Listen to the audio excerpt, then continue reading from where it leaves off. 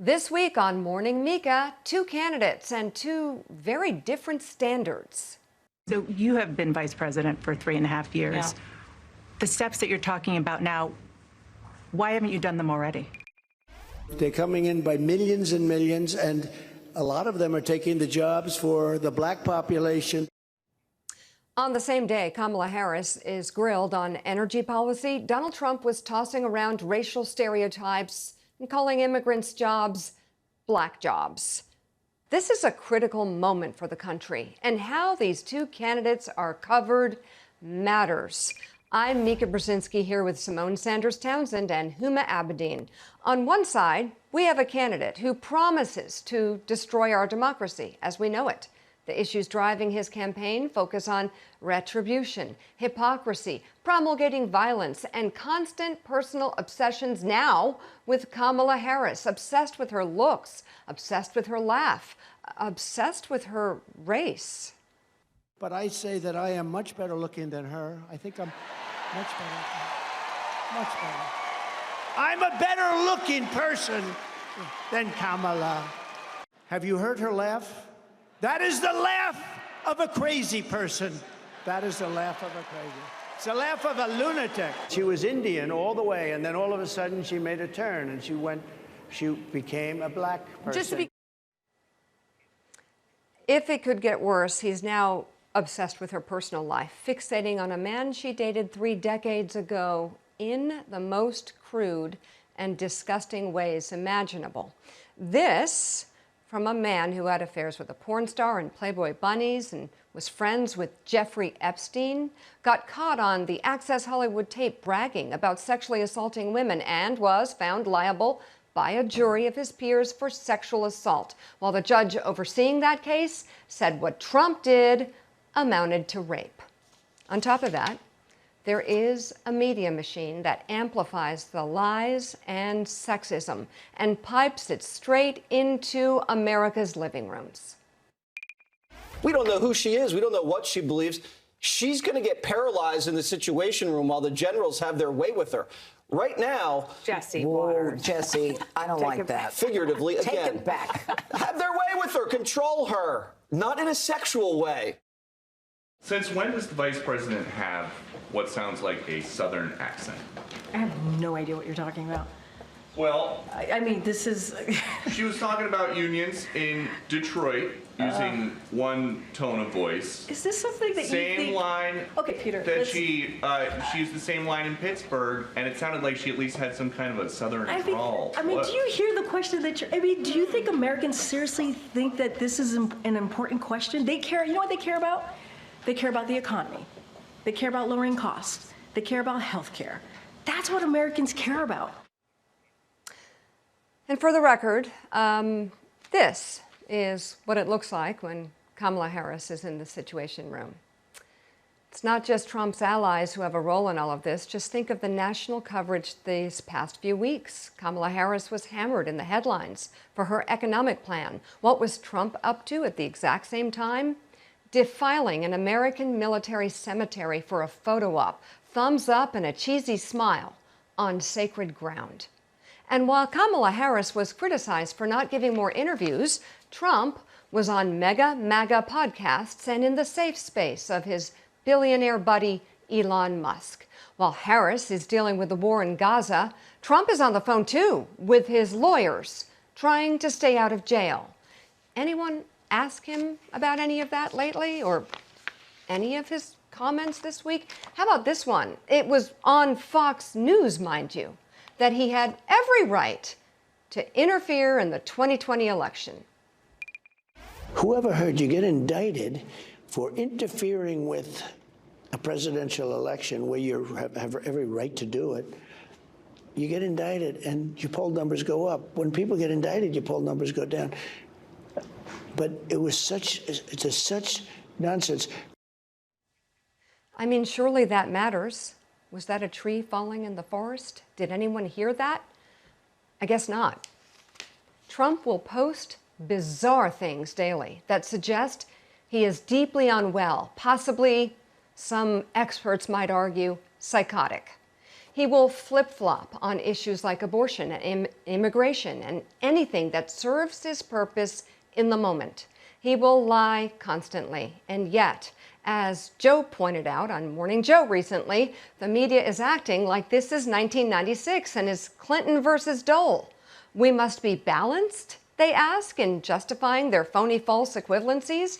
Does that mean if you cover something negative about Donald Trump, you have to do mental acrobatics to find something equally negative about Harris equal time? What are you talking about? They'll look at Harris and say, yes, but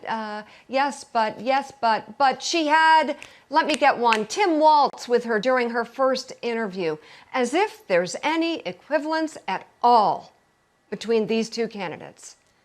There is an almost desperation to pretend that this race is like any other. It is not. Something even more destructive is happening. It's the numbing of a population, the breakdown of a society right before our eyes.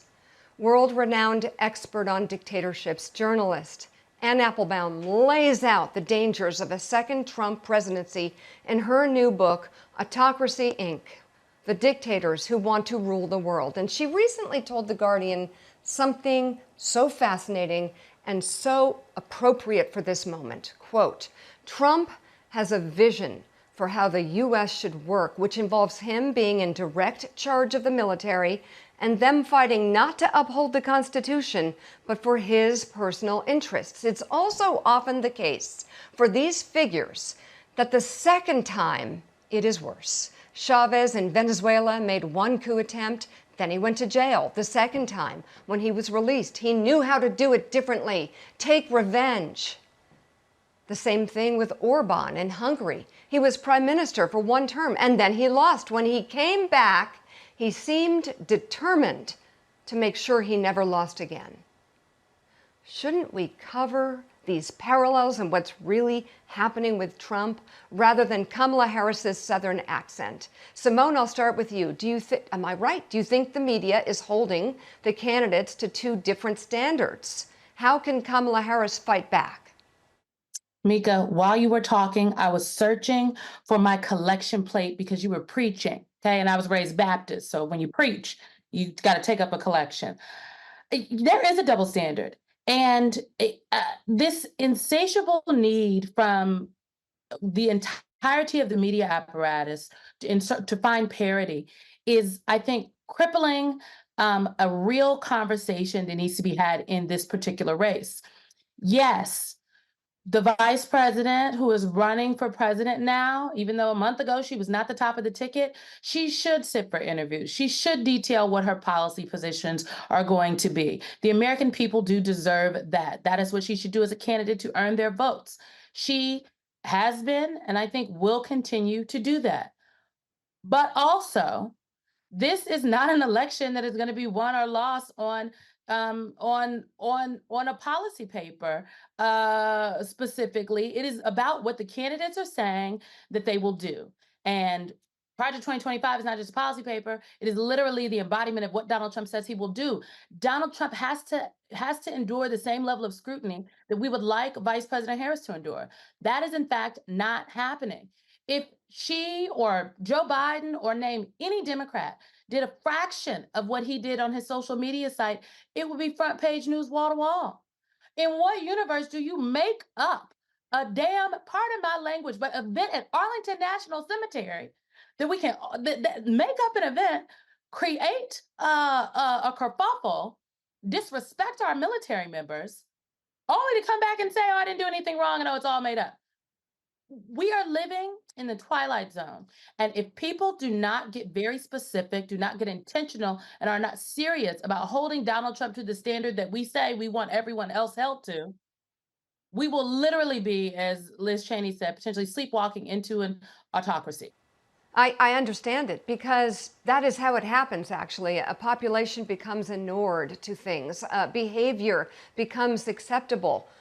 The kind of behavior you would not accept in your own family, in your workplace, in your classroom, in your doctor's office, but for some reason is acceptable, or it just passes us by when it comes to former President Trump. And if you talk to people who are experts in how autocracy, how fascism begins, it is by the fire hose of falsehoods, and just literally people become completely desensitized to the behavior. They become so used to it, they can't keep up with the rapid. I mean, Donald Trump will create 5 news stories in a 5-minute speech, in his weave, as he calls it. And he'll lie like 3 times, and you'll be distracted by all of it and thrown off. That's how the American public, to an extent, feels. I think there's a huge sector of the American public that is watching Fox News. And if their opinion hosts are not actually making up lies or attacking Kamala Harris in a disgusting way, their news hosts and their producers are just avoiding bad stories, avoiding them. And that's equally as disappointing, but also disturbing when it comes to covering these candidates fairly. So let's get back to the misogyny that we see happening directly at Kamala Harris, whom you are very aware of how sexism played a key role in 2016 with Hillary Clinton. And it seems like this election cycle is even worse, I think. I'll ask you to give me your take on that. But what strategies did Team Clinton use that maybe Kamala Harris can deploy? What worked? You know, I'm going to take a step back and, remind everybody that campaigns and elections are supposed to be about aspirational choices. That seems to now be a fantasy in democracy in our country today. But more than that, this election, just as in 2016, we're asking the American people to imagine something they just haven't seen before. When people close their eyes, the average person, when you say American president, you still see a man. And in most cases, you see a white man, with the exception of, the history-making candidacy and election of President Barack Obama. Added to that is, I would argue, the decades-long normalization of how we talk about women. I completely agree with Simone. And you take racism and you add that to this election, this particular candidate, it is, in a sense, doubly worse than what we had to deal with in 2016, because people seem to be accepting it as normal. People seem to want to hear more and more about these, frankly, just disgusting, personally invasive attacks that are untrue. So strategies that worked, and I from what I have seen, feel as though this campaign gets what they're doing, and I think she's really benefited from the short time frame of this particular of her particular race. But number one, you have to talk about what you're going to do over and over and over again. I remember we'd go to rallies and it would be like, we're talking about this again, how we're helping the economy again, healthcare again. But that's what you have to do, because in order to get it covered, you can't just give one policy speech and assume that that's going to get fair coverage. You have to say it over and over again. And we tried to do that as much as possible. Secondly, was fighting back. One of the things that candidates tend to do when it's such an egregious lie or misstatement, just saying, well, no one's going to believe that because it's so insane. No one's going to believe that she's dying. No one's going to believe that she did something nefarious or illegal. And the reality is, when somebody for a year and a half says, lock that person up, yeah. When you go to Election Day, and we saw this, Mika, you lived this, we all lived this in the days leading up to the election, and it was women who were like, wait a minute, maybe this person did something wrong. I don't know what it is. But just seeding that doubt is enough, and I think you cannot let any of these things stand, and I think this campaign is doing that. Well, and also, it's the issue of race that he seems to be obsessed with, Simone. I mean, I'm stuck on the comment that he made that she decided to be black. To me, it cuts to the core of so many problems with this man. It is a sick, psychotic, cruel, mean, dog whistle, you name it, kind of thing to say, to even think of, that this would come to his brain, should tell us so much about this man. If you could talk more about how race could play even more of a role in not a good way in this election. Yeah, look, race and gender, they are both, to be very clear, factors in this election. When it comes to Donald Trump, he believes that the ground of, and I'm just taking this from what he has been saying, he specifically believes that the ground of race and gender, and people's, the made up things he wants to say about them, that is solid ground for him to stand on, and that is ground on which, if he stays, he will be successful. That to me is a tell, because he can't talk about the issues. The issues are not solid ground for him. And so what he would like to do is talk about all of these other things, of which are a distraction to the voters, in an attempt to mire them down in that conversation so that they are not asking about the issues, they're not paying attention to that, and therefore something else bubbles up to the top of their priority list. But when it comes to race, look, Donald Trump, he came onto the national political stage because of birtherism. Like essentially saying that the first Black president was in fact not Black, not American. This is who he is. His playbook has been very clear. You can go all the way back to the Exonerated Five, formerly known as the Central Park Five in New York, where they were, now we know, falsely accused. And while their trial was happening, Donald Trump took out a full-page ad saying that they should be jailed. They should be what is this? Something he's never apologized for, by the way. So I would just argue that Donald Trump has been consistent here. He consistently would like to attack folks on the grounds of race and gender, because he cannot have an intellectual argument. Also because he believes, which to me says very much so a lot about what he thinks about the people that are supporting him, he believes that that is also ground that his supporters want. That is the level of conversation that they deserve in this election. He obviously doesn't think that they deserve a high quality conversation about the economy or healthcare or reproductive freedom. And to be honest, he can't have that conversation, because on all of those things, he has thin knowledge and his record is very, very shaky. So Mika, it's disturbing, because we don't want young people to believe that this is how our politics is. You know, my first time I could vote was in 2008. Barack Obama was I turned 18 years old right before that election, and I could vote. And there's a whole generation of young people for whom Barack Obama is a historical figure. He's a relic, if you will. No shade to President Obama. He's gonna be like, Simone, what you talk about? There are young people that do not know that do not know about a high-level presidential discourse conversation where John McCain rebuffed a supporter who tried to speak maliciously about then Senator Obama. So this is just a very different time, and we have to call it out and beat it back and stand up and say, if this is not who we are as Americans, then we need to show it. And lastly, I will just note, all of this to me speaks to that the current Republican Party apparatus, not everyone within it, but absolutely the system, is uncomfortable with, not just afraid, but deeply uncomfortable with the idea of women leading, the idea of women doing anything outside of the box that they have put them in, which is why we have the childless cat lady comments, right? Which is why we have the comments about what women are able to do from state legislators across the country, what women should be able to do when it comes to their reproductive health, which is why Donald Trump is trying to talk about a relationship that the vice president had, 30 years ago, because they want to put women in a box. How dare you step out of this box and decide to lead? How dare you? No, this is an opportunity across the board for voters to stand up and say what they will and they will not tolerate. And I will just say, if Donald Trump is elected in this November, it will be because look, the people are going to get exactly what they deserve. And I don't want this, okay? But if people do not pay attention, they're going to get exactly what they deserve.